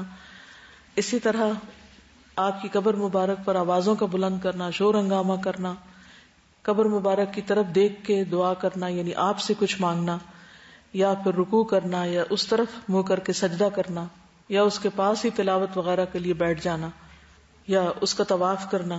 یہ تمام چیزیں اس میں سے کچھ تو ہے ہی شرک اور کچھ شرک کی طرف لے جانے والی ہیں، لہٰذا ان چیزوں سے پرہیز کرنا چاہیے. چند باتیں مسجد کے آداب سے متعلق. حاجیوں کے لیے بھی اور عام لوگوں کے لیے بھی مسجد کے آداب کو ملحوظ رکھنا بہت ضروری ہے اور اس کی یاد دہانی آپ کو کرانا ضروری سمجھتی ہوں، کیونکہ خصوصاً خواتین جب وہ حج یا عمرے کے لیے جاتی ہیں تو مسجد کے آداب انہیں معلوم نہیں ہوتے، اس لیے بہت سی ایسی چیزیں سرزد ہو جاتی ہیں کہ جو نہیں ہونی چاہیے. مسجد جاتے وقت گھر سے وضو کر کے چلنا چاہیے، الا یہ کہ ضرورت پیش آ جائے تو وہاں ایمرجنسی میں دوبارہ کر لیا جائے، ورنہ اگر سارے لوگ وہاں پہنچ کے وضو کریں گے تو اس کے 2-3 نقصان ہیں. ایک تو یہ ہے کہ وہاں ایک رش بہت ہو جائے، لوگ کیچڑ کر دیتے ہیں. تیسرا ہے کہ مسجد کے ریسورسز بلا وجہ ہم فری میں یوز کرتے ہیں جو کہ ہمارا حق نہیں ہے. وہ ایک فیسلٹی ضرور ہے لیکن یہ کہ اس کو مس یوز نہیں کرنا چاہیے. تو اپنے گھر سے ہی وضو وغیرہ کر کے صاف ستھرے ہو کر نماز کے ارادے سے نکلنا چاہیے. نبی صلی اللہ علیہ وسلم نے فرمایا جو آدمی اپنے گھر سے وضو کرے پھر وہ اللہ کے گھروں میں سے کسی گھر کی طرف چلے تاکہ وہ اللہ کے فرائض میں سے ایک فرض کو پورا کرے تو اس کے قدموں میں سے ایک سے گناہ مٹیں گے، دوسرے قدم سے درجہ بلند ہوگا. ایک سے گناہ مٹا، ایک سے درجہ بلند، ایک سے گناہ، ایک سے درجہ بلند. لیکن یہ کب؟ جب آپ باوضو ہو کے نکلیں گے گھر سے. پھر لباس اور منہ کو صاف رکھنا. نبی صلی اللہ علیہ وسلم نے فرمایا جس نے لہسن کی ترکاری میں سے کچھ کھایا، جس نے پیاز، لہسن اور گنا کھایا وہ ہماری مسجد کے قریب نہ آئے، کیونکہ فرشتے ان چیزوں سے تکلیف محسوس کرتے ہیں جن سے انسان تکلیف محسوس کرتے ہیں. اگر رہائش گاہ دور ہو اور مسجد چل کے جانے میں دقت بھی ہو رہی ہو تو اس پہ پریشان نہیں ہونا چاہیے، کیونکہ ان کا اجر سب سے زیادہ ہے جن کا گھر سب سے دور ہے، کیونکہ قدم لکھے جاتے ہیں. بنو سلمہ نے مسجد کے قریب شفٹ ہونے کے لیے اپنے ارادے کا اظہار کیا تو آپ صلی اللہ علیہ وسلم نے کیا فرمایا؟ دیارکم دیارکم تکتب آثارکم، جہاں رہ رہے ہو وہیں رہو، تمہارے آثار لکھے جاتے ہیں، قدم لکھے جاتے ہیں. پیدل جانے پر بھی اجر ہے. نبی صلی اللہ علیہ وسلم نے فرمایا ان لوگوں کو قیامت کے روز کامل نور کی خوشخبری دو جو اندھیروں میں مسجدوں کی طرف چل چل کے آتے ہیں. اب تو اگر آپ گاڑی پر بھی جائیں تو بھی آپ کو چلنا پڑے گا کیونکہ پارکنگ کافی دور ہوتی ہے، تو اس صورت میں گھبرانا نہیں چاہیے بلکہ خوشی خوشی چلنا چاہیے. صرف نماز کے ارادے سے جانا. رسول اللہ صلی اللہ علیہ وسلم نے فرمایا تم میں سے جب کوئی وضو کرے پھر مسجد میں صرف نماز کی غرض سے آئے تو اس کے ہر قدم پر اللہ اس کا ایک درجہ بلند کرتا ہے اور ایک گناہ معاف کرتا ہے، یہاں تک کہ مسجد کے اندر داخل ہو جائے۔ مسجد میں آنے کے بعد یعنی داخل ہونے کے بعد جب تک وہ نماز کا انتظار کرے گا وہ نماز کی حالت میں شمار کیا جائے گا، تو اس لیے گھبرانا نہیں چاہیے۔ مثلاً آپ مکہ میں وقت سے بہت پہلے جا کر بیٹھ جاتے ہیں اور جا کے قرآن پاک کی تلاوت کرتے ہیں یا ذکر اذکار کرتے ہیں، تو وہ سارا وقت جو آپ کا انتظار میں گزر رہا ہے وہ نماز ہی کی حالت شمار ہوگا۔ جب تک کہ اس جگہ بیٹھا رہے جہاں اس نے نماز پڑھی تو فرشتے اس کے لیے رحمت کی دعائیں کرتے ہیں کہ اے اللہ اس کو بخش دے، اے اللہ اس پر رحم کر، جب تک کہ بے وضو نہ ہو۔ یعنی باوضو اگر آپ بعد میں بھی بیٹھے رہتے ہیں جہاں آپ نے نماز پڑھی، بیٹھ کے قرآن پاک پڑھتے ہیں یا تلاوت وغیرہ کچھ بھی، تو وہ فرشتے آپ کے لیے دعائیں مسلسل کرتے رہتے ہیں۔ مسجد کی طرف باوقار طریقے سے آنا چاہیے، لوگوں کو دھکے نہیں دینے چاہیے۔ ابو ہریرہ کہتے ہیں میں نے رسول اللہ صلی اللہ علیہ وسلم کو یہ کہتے ہوئے سنا کہ جب نماز کے لیے تکبیر کہی جائے تو دوڑتے ہوئے مت آؤ، دوڑو مت، بلکہ اپنی معمول کی رفتار سے اطمینان کے ساتھ آؤ، پھر نماز کا جو حصہ امام کے ساتھ پا لو اس کو پڑھ لو، جو رہ جائے اس کو بعد میں پورا کر لو۔ پھر مسجد میں چلتے پھرتے بولتے ہوئے نہیں داخل ہونا چاہیے کہ باتیں کرتے کرتے کرتے آپ چلے جا رہے ہیں۔ ابو قتادہ کہتے ہیں ہم نبی صلی اللہ علیہ وسلم کے ساتھ نماز میں تھے، آپ نے کچھ لوگوں کی ملی جلی آوازوں کا شور سنا۔ نماز کے بعد آپ نے پوچھا تمہارا کیا معاملہ ہے؟ لوگوں نے کہا کہ ہم نماز کے لیے جلدی کر رہے تھے۔ آپ نے فرمایا ایسا نہ کرو، جب نماز کے لیے آؤ تو وقار اور سکون کو ملحوظ رکھو، نماز کا جو حصہ پاؤ اسے پڑھ لو، جو رہ جائے بعد میں پورا کر لو۔ اس سے کیوں منع کیا گیا؟ اس کی کیا حکمت ہوگی؟ باقیوں کی نماز ڈسٹرب ہوتی ہے۔ مسجد جاتے ہوئے انگلیوں میں انگلیاں نہیں ڈالنی چاہیے۔ ابو اسامہ کعب بن عجرہ کو ملے جو مسجد جا رہے تھے، دونوں میں سے ایک نے دوسرے کو پایا، کہتے کہ سیدنا کعب نے مجھے دیکھا کہ میں نے اپنے ہاتھوں کی انگلیوں کو ایک دوسرے میں ڈالا ہوا تھا، تو انہوں نے مجھے اس سے منع کیا کہ رسول اللہ صلی اللہ علیہ وسلم نے فرمایا جب تم میں سے کوئی وضو کرے اور اچھی طرح وضو کرے پھر مسجد کا ارادہ کرے تو اپنے ہاتھوں کی انگلیوں کو ایک دوسرے میں ہرگز نہ دے، کیونکہ وہ نماز میں ہے، یعنی وہ نماز کی حالت شروع ہو جاتی ہے ایک طرح سے، تو اس پوزیشن سے منع کیا گیا۔ اس پوزیشن سے روکا کیوں گیا ہوگا؟ آپ کو کیا حکمت نظر آتی ہے؟ کیونکہ یہ ایک بہت ریلیکسیشن کی اور ایک کھیلنے والی کنڈیشن ہے۔ ہم اپنے ہاتھوں سے کھیلتے بھی رہتے ہیں نا، کبھی یوں کرتے ہیں، کبھی انگلیوں کو یوں کرتے ہیں، کبھی پھر اس کے ساتھ کیا کچھ بناتے رہتے ہیں، ہے نا؟ تو اس عمل سے پرہیز کرنے کو کہا گیا ہے کیونکہ اس میں انسان غافل ہو جاتا ہے نا؟ تو انگلیاں اس طرح بھی دی جا سکتی ہیں، اس طرح بھی ہو سکتی ہیں، کسی اور طرح بھی ہو سکتی ہیں، تو ان سب چیزوں سے منع کیا گیا۔ مسجد میں جہاں جگہ ملے وہیں بیٹھ جائے، لوگوں کو پھلانگ کے اور لوگوں کو تکلیف دے کے آگے نہیں گھسنا چاہیے، الا یہ کہ پیچھے کوئی جگہ نہ ہو اور پہلے جانے والے کھلے ہو کے بیٹھے ہوں اور رستے میں ہی بیٹھ چکے ہوں۔ رسول اللہ صلی اللہ علیہ وسلم نے فرمایا تم میں سے جو شخص کسی مجلس میں آئے اس کے لیے جگہ کھلی کی جائے تو وہ بیٹھ جائے، یعنی جگہ دے کوئی تو بیٹھ جائے، کیونکہ اسے اللہ نے عزت دی ہے اور اس کے مسلمان بھائی نے عزت دی ہے۔ اگر اس کے لیے جگہ کشادہ نہ کی جائے تو دیکھے کہ مجلس میں کہاں جگہ ہے، پھر وہاں بیٹھ جائے، ان لوگوں کو تنگ نہ کرے۔ مسجد میں گندگی نہ پھیلائی جائے۔ حضرت عائشہ فرماتی کہ رسول اللہ صلی اللہ علیہ وسلم نے محلوں میں مسجد بنانے کا حکم فرمایا اور یہ کہ وہ پاک اور صاف رکھی جائیں اور ان میں خوشبو لگائی جائے۔ مجھے یاد ہے کینیڈا میں جب الہدا کے اندر ہی مسجد بنی تو ہماری ایک اسٹوڈنٹ تھی، انہوں نے اپنا یہ ذمہ لے لیا کہ میں ہر جمعے کو یہاں بخور کروں گی۔ بخور ہوتا ہے نا وہ جو خوشبو جس سے دھواں نکلتا ہے، تو اس کو چلا کے وہ پوری مسجد میں ہر جمعے کو جمعہ شروع ہونے سے پہلے آ جاتی ہیں اور وہ لازمی طور پر بخور کرتی تھی اس کو۔ تو یہ نبی صلی اللہ علیہ وسلم کا حکم ہے کہ مسجدوں میں خوشبو لگائی جائے اور گندگی سے پرہیز کیا جائے۔ نبی صلی اللہ علیہ وسلم نے فرمایا جس شخص نے قبلہ رخ تھوک دیا وہ قیامت کے دن اس حال میں آئے گا کہ اس کا تھوک اس کی دونوں آنکھوں کے درمیان پیشانی پر ہوگا، وہ منہ پہ تھوک لے کے آئے گا۔ تو مسجدیں تھوکنے کے لیے نہیں ہوتی اور قبلہ رخ نہیں تھوکنا چاہیے بیٹھ کے انسان کو۔ انس بن مالک سے روایت ہے کہ ہم رسول اللہ صلی اللہ علیہ وسلم کے ساتھ مسجد میں بیٹھے تھے کہ اتنے میں ایک دیہاتی آیا اور مسجد میں پیشاب کرنے لگا، تو اصحاب رسول نے فرمایا ٹھہر جا، فرمایا اس کو چھوڑ دو، مت روکو، کیونکہ اگر اس کو روکتے تو وہ اٹھ کے اسی حال میں چلتا تو زیادہ گندگی پھیلتی۔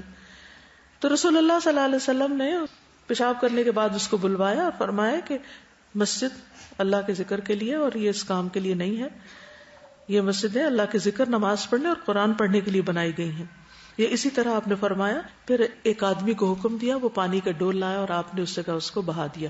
یعنی اگر کوئی شخص کسی بھی طرح کی کوئی گندگی چھوڑ جائے تو ہمارا کیا فرض بنتا ہے؟ اس کو اٹھا لیں. مسجد میں آوازیں بلند نہیں کرنی چاہیے، چیخنا چلانا نہیں چاہیے.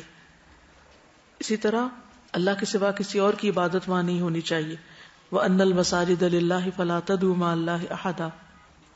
پھر مسجد میں بیٹھ کے لوگوں کو غلط مسائل نہیں بتانے چاہیے، کیونکہ بعض لوگ وہاں بیٹھ کے فتوے دینے شروع کر دیتے ہیں. پھر اپنے سترہ کا خیال رکھنا چاہیے. بعض لوگ فرض نماز کے بعد جب سنتیں پڑھتے ہیں تو سترہ نہیں رکھتے. سترہ کیا؟ آگے رکاوٹ رکھیں. مثلاً اپنا بیگ رکھ لیں، جسے یہاں بھی آپ پڑھتے ہیں تو اس کے لیے ضروری ہے تاکہ دوسرے لوگ گناہگار نہ ہوں گزر کے. نمازیوں کے آگے سے نہیں گزرنا چاہیے. نبی صلی اللہ علیہ وسلم نے فرمایا نمازی کے آگے سے گزرنے والے کو اگر معلوم ہو جائے کہ اس پر کتنا گناہ اور عذاب ہے تو اس کے بدلے 40 کھڑا رہنا پسند کرے. اب 40 دن یا سال یہ نہیں بتایا، لیکن 40 کا لفظ بتایا، بجائے اس کے کہ اس کے آگے سے وہ گزرے. تو اس بات کا بہت اہتمام کریں کہ کسی نماز پڑھتے بندے کے آگے سے نہ گزرے. دونوں کی ذمہ داری ہے، گزرنے والے کی بھی کہ وہ دیکھ کے گزرے اور نماز پڑھنے والے کی بھی کہ وہ گناہگار نہ کرے اور سترہ رکھے. صف بندی پہ خصوصی توجہ دینے کی ضرورت ہے. جو لوگ حج عمرے پہ جا رہے ہیں وہ اپنے ساتھ باجماعت نماز ادا کرنے کا طریقہ جو پمفلٹ ہے وہ ساتھ لے جائیں اور ہر ایک کو دیں اور وہاں بیٹھ کے بھی لوگوں کو اس میں سے پڑھ کے کچھ سنائیں. نبی صلی اللہ علیہ وسلم نے فرمایا صفیں درست رکھا کرو کیونکہ تمہاری صفیں ملائکہ کی صفوں کے مشابہ ہوتی ہیں. کندھے ملا لیا کرو اور کندھوں کو آگے پیچھے نہیں ہونا چاہیے. درمیان میں خلا کو پر کر لیا کرو اور اپنے بھائیوں کے ہاتھوں میں نرم ہو جایا کرو.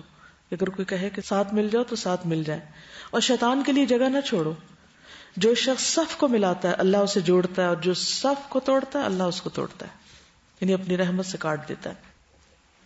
نبی صلی اللہ علیہ وسلم نے فرمایا قسم ہے اس ذات کی جس کے ہاتھ میں میری جان ہے، میں دیکھتا ہوں کہ چھوٹی بھیڑوں کی طرح شیاطین صفوں کے بیچ میں گھس جاتے ہیں.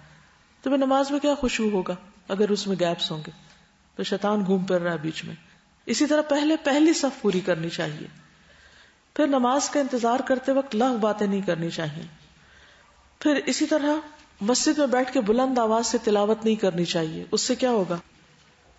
دوسرے لوگوں کو تکلیف ہوگی کیونکہ ہر کوئی اپنے اپنے ذکر، عبادت اور دعا وغیرہ میں مصروف ہے. اب یہ ہے کہ جب حج کرنے کے بعد آپ واپس لوٹیں اپنے گھروں کو تو باقی زندگی کو بھی حج کے مطابق گزاریں. آپ میں سے کسی نے ایک بہت ہی اچھا نوٹ لکھا ہے، اس کو حج کے اختتام پر اس لیے پڑھ رہی ہوں کہ انہوں نے حج اور ایک مومن کی عام زندگی کو باہم کمپیئر کیا. یہ لکھتے ہیں کہ جب آپ حج کے سفر کے متعلق بتا رہی تھی تو میں اسے مومن کی زندگی کے سفر کے ساتھ کمپیئر کر رہی تھی. مجھے لگا کہ حج کا سفر گویا مومن کی زندگی کا ایک سفر ہے. جس طرح حاجی جب حج کرنے جاتا ہے تو اس کی کوششوں کا محور و مرکز ایک ہی ذات ہوتی ہے، اسی کو خوش کرنے میں لگا رہتا ہے. اسی طرح ایک مومن جب دنیا میں آتا ہے تو اس کی کوششوں کا محور اور مرکز اللہ کی ذات ہوتی ہے، وہ اسی کی کوشش میں لگا رہتا ہے. جس طرح ایک حاجی حج کے مناسک اور آداب سیکھتا ہے اور اس کے مطابق حج کرتا ہے، اسی طرح مومن زندگی گزارنے کے آداب سیکھتا ہے اور اس کے مطابق زندگی گزارتے ہیں، یعنی اللہ تعالیٰ نے جو طریقے سکھائے. جس طرح حاجی اپنی مرضی سے حج نہیں کرتا، ان طریقوں کے مطابق کرتا ہے جو اسے سکھائے گئے، اسی طرح مومن بھی اپنی مرضی سے زندگی نہیں گزارتا بلکہ ان طریقوں کو اختیار کرتا ہے جو اللہ تعالیٰ نے اس کو سکھائے. جس طرح حاجی ایک مخصوص ایام میں مخصوص مناسک اور عبادات کا پابند ہوتا ہے، اسی طرح مومن زندگی کے مخصوص دنوں، مخصوص اوقات میں مخصوص اعمال کا پابند ہوتا ہے، جیسے 5 نمازوں کے اوقات ہیں. جس طرح حج کے سفر میں فسوق، جدال وغیرہ ممنوع ہیں، اسی طرح مومن کی زندگی میں بھی عام دنوں میں فسوق اور جدال اور اس طرح کے جھگڑے منع ہیں. جس طرح حاجی کو اپنے حج کے سفر کے لیے زاد راہ تقوی درکار ہوتا ہے، اسی طرح مومن کی بھی زندگی میں ہر وقت اس کے ساتھ زاد راہ یعنی تقوی رہنا چاہیے. حج کے سفر میں بے پناہ صبر چاہیے، زندگی کے سفر میں بھی بہت صبر چاہیے. حاجی حج کے موقع پر ہونے والے احسانات کو یاد رکھتا ہے، یعنی اللہ کا احسان تو اذیت کم ہوتی، اسی طرح مومن بھی عام زندگی میں اللہ کے احسانات کو یاد رکھتا ہے. حاجی کو دوران حج سکینت اور وقار کو اختیار کرنا چاہیے، مومن کو بھی اپنی عام روزمرہ زندگی میں سکینت اور وقار کا مظاہرہ کرنا چاہیے. سب سے بہترین حج وہ ہے جس میں اللہ کا ذکر ہو. تو اسی طرح بہترین مومن وہ ہے جس کی زبان پر ہر وقت اللہ کا ذکر ہو. پھر اسی طرح میدان عرفات میں غبار آلود حاجی کو دیکھ کر اللہ تعالیٰ اس کو معاف کر دیتے ہیں. اسی طرح میدان حشر میں اللہ تعالیٰ تھکے وہ مومنوں کو، یعنی جو اللہ کی راہ میں تھکے ان کو بھی انشاءاللہ معاف کر دیں گے. اور پھر وہاں چونکہ حج کا جو سیزن ہے وہ سارے کا سارا آخرت کی یاد دلاتا ہے. جس طرح حاجی حج کی سفر کی ابتدا انتہا تک یعنی کہ ساری چیزوں کو فالو کرتا ہے، اسی طرح مومن بھی ابتدا سے یعنی مہد سے لحد تک ان تمام چیزوں کو دیکھتا ہے جو اللہ تعالیٰ نے اس سے تقاضا کیا ہے.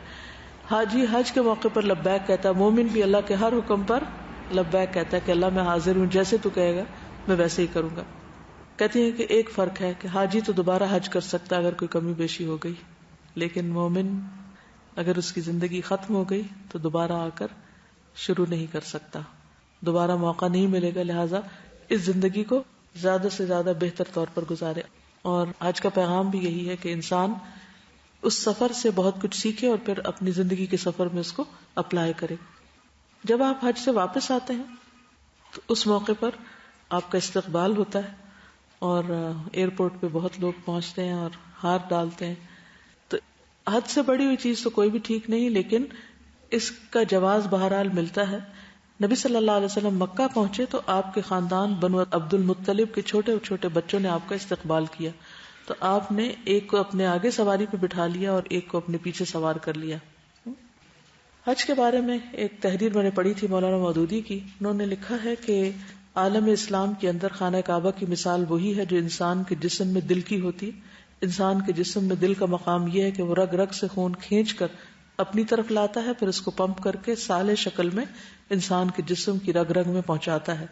جسد ملت کے لیے ایسا ہی عمل خانہ کعبہ کرتا ہے. ہر سال دنیا کے ہر گوشے سے مسلمانوں کو کھینچ لاتا ہے، پھر ان کو گناہوں کی آلائشوں اور سیرت و کردار کی خامیوں سے پاک کر کے ایک نئی اور صالح زندگی کی افزائش کر کے دنیا کے ہر گوشے میں واپس بھیج دیتا ہے. جس طرح انسان کے جسم میں دل جب تک دھڑکتا رہتا ہے انسان کا جسم زندہ رہتا ہے، اسی طرح حج حقیقت میں دنیا اسلام کے دل کی دھڑکن ہے جو صاف خون کو کھینچ کر لاتی ہے. یعنی اللہ تعالیٰ نے امت مسلمہ کی اصلاح کے لیے ایک بہترین ذریعہ اس کو بنایا. چلیے آپ کا حج تو یہاں مکمل ہوا. اب اجازت. سبحانک اللہم و بحمدک، اشہد ان لا الہ الا انت، استغفرک و اتوب الیک. السلام علیکم و رحمۃ اللہ وبرکاتہ.